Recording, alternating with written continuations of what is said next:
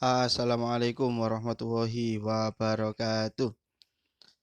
Halo kawan-kawan semuanya, selamat datang kembali di channel Easy English bersama dengan saya Mr. Iam Khalid. Pada kesempatan kali ini kita akan melanjutkan materi tentang pembahasan UN SMP Bahasa Inggris tahun 2006. Alhamdulillah tidak terasa kita sudah memasuki sesi yang ketiga. Langsung saja kita lanjut pada slide soal yang pertama. Last week my parents, sister, brother, and I went to the zoo. Pekan kemarin aku, orang tuaku, saudaraku laki-laki dan saudaraku perempuan berpergian ke zoo, kebun binatang. We went there for recreation. Kita pergi ke sana untuk rekreasi. We left at 6 a.m. Kita berangkat jam 6 pagi and arrived there at 8 a.m. dan tiba di sana jam 8 pagi. It's about 100 kilometers. Perjalanannya ini sekitar 100 kilometers to go to the zoo from my house, untuk mencapai kebun binatang dari rumah saya. There were a lot of people watching a giant snake. Ada banyak sekali orang-orang yang sedang menonton ular besar. The snake was there for about a week. Ular itu sudah berada di sana sekitar sepekan ini. It was 9 meters long dan panjang dari ular tersebut adalah 9 meter. I thought it was the biggest snake I had ever seen. Saya kira itu adalah ular yang terbesar yang pernah saya lihat. After going around and watching various animal, setelah bepergian, mutar-mutar, dan melihat berbagai macam jenis hewan-hewan yang berbeda, we went home. Kita pulang. On the way home, di perjalanan pulang, we stopped at Borobudur Temple for half an hour. Kita berhenti di Candi Borobudur sekitar 1 jam, sekitar setengah jam. Soal yang pertama, which is the most suitable title for the text above? Apa judul yang paling sesuai untuk teks tersebut di atas? Nah, ini tadi kan membicarakan tentang liburan dari keluarga tersebut, keluarganya si penulis, ke kebun binatang, dan lebih banyak cerita dominannya adalah terkait dengan isi dari kegiatan rekreasi yang ada di kebun binatang. Maka di sini kita jawabnya adalah going to the zoo. Going to the zoo. Kemudian lanjut lagi. How many people were looking at the giant snake? Berapa banyak orang yang melihat ular besar ini? Bisa kita saksikan tentang ular besar ini mulai baris yang ketiga. There were a lot of people watching a giant snake. A lot of itu artinya adalah banyak. Maka a lot of ini nanti similarnya adalah much atau many. Kalau much itu digunakan untuk posisi negatif dan interrogatif secara umum ya. Ini dalam bentuk yang bentuk uncountable noun. Kalau many itu bentuknya countable noun atau bisa dihitung. Nah, a lot of ini juga sama artinya kayak much dan many, artinya adalah banyak. Maka di sini pilihan jawaban yang paling cocok adalah many, artinya banyak. Next. How many persons did the writer go to the zoo with? Berapa banyak orang bersama dengan si penulis yang bepergian ke kebun binatang? Jadi penulisnya di sini nggak usah dihitung ya, karena penulis sendiri sudah masuk di sini, jadi tinggal menambahkan berapa orang yang berpergian berbarengan dengan si penulis. Kita hitung mulai dari my parents, 2 orang tuanya ya, 2, kemudian yang ketiga adalah sister, yang keempat adalah brother. Jadi ada total 4 orang yang bepergian bersamaan dengan si penulis. Kemudian next, after going around and watching various animals, we went home. Paragraph. Yeah, that's the paragraph 2, but I make the paragraph become 1. Kita tinggal cari kata-kata various ada di 2 baris yang terbawah.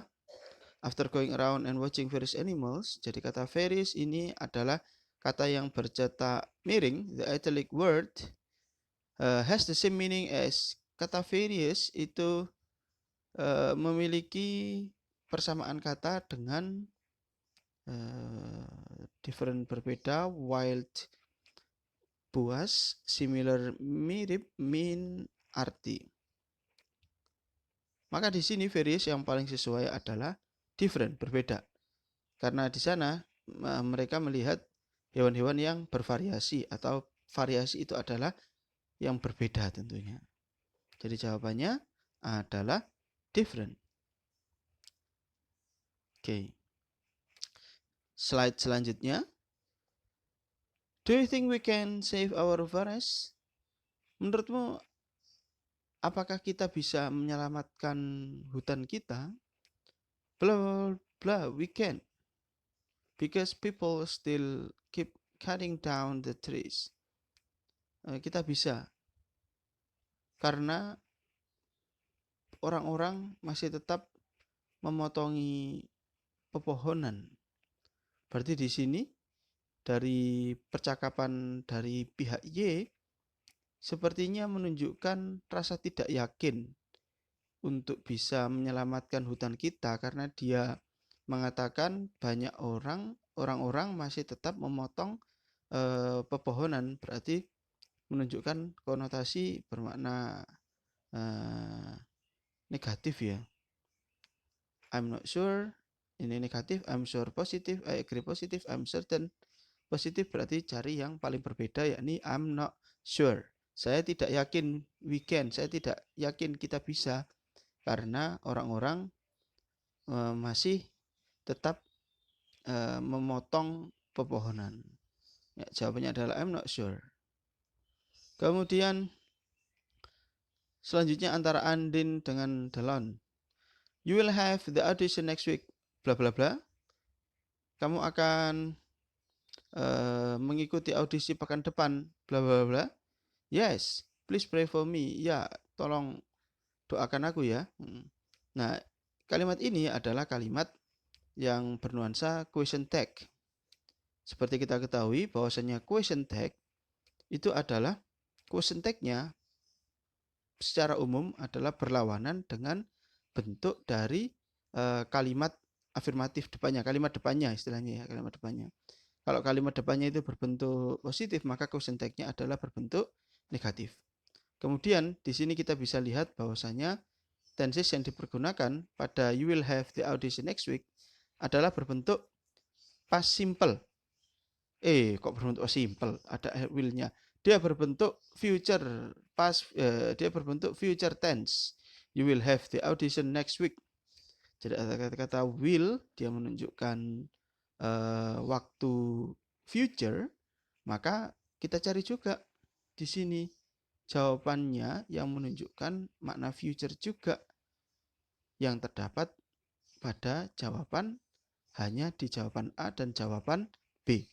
Jawaban A, won't you, sama B, will you. Nah, kita tinggal cari yang bentuknya negatif. Dan yang bentuknya negatif adalah won't you. Jadi, you will have the audition next week, won't you? Begitu. Jawabannya adalah A, won't you. Next. Nah, ini ada soal tentang penerbangan pesawat. Untuk dua soal di selanjutnya ini ya. Menuju Manado dan satunya menuju Medan. Langsung saja kita masuk ke soal, tidak perlu membahas tabelnya karena barangkali tidak sepanjang itu yang perlu dibahas. Soal pertama, what is the text about? Oke, kita bisa saksikan bahwasanya itu adalah tentang sebuah jadwal penerbangan. Bukan jadwal iklan, bukan pula perkiraan waktu kedatangan ataupun keberangkatan, karena ini sudah lengkap sekali jadwalnya ya, maka ini disebut dengan jadwal penerbangan atau flight schedules. Jadi jawabannya adalah A. Lanjut lagi, soal yang bawahnya masih terkait dengan tabel tersebut. If you want to fly to Medan at 11, you can take flight bla bla bla. Jika kamu terbang ke Medan pada jam 11, maka kamu bisa mengambil penerbangan. Langsung aja kita lihat tabel yang to Medan. Kita lihat jam pemberangkatan. Ada jam 11.00. Berarti SD 504. 11.00 sampai 13.15. Kemudian yang paling cocok adalah ini 11.00 ya, berarti SD 504. Maka kamu bisa mengambil penerbangan SD 504. SD 504. Kok SD 504 ya? SD. Sorry guys, itu tabelnya dari sononya ada kesalahan nih. Seharusnya SG tulisannya. SG 504. Maka jawaban paling cocok kalau SG 504 adalah jawaban yang C. Nah, seperti ini ya. SG 504. Cukup mudah bukan? Pada sesi yang ketiga kali ini, alhamdulillah kita sudah belajar pembahasan tentang sesi yang ketiga. Sampai jumpa pada pertemuan yang sesi 4 insya Allah ya. Nanti akan kita siapkan lebih lanjut. Sebelum kita tutup, jangan lupa untuk subscribe kita, channel Iam Khalid. Ini channel belajar bahasa Inggris yang diterangkan dalam bahasa Indonesia mudah, singkat, dan insya Allah cukup jelas. Kami ucapkan juga terima kasih telah menonton pembelajaran pada kesempatan kali ini. Sampai jumpa pada pertemuan-pertemuan selanjutnya. Terima kasih. Assalamualaikum warahmatullahi wabarakatuh.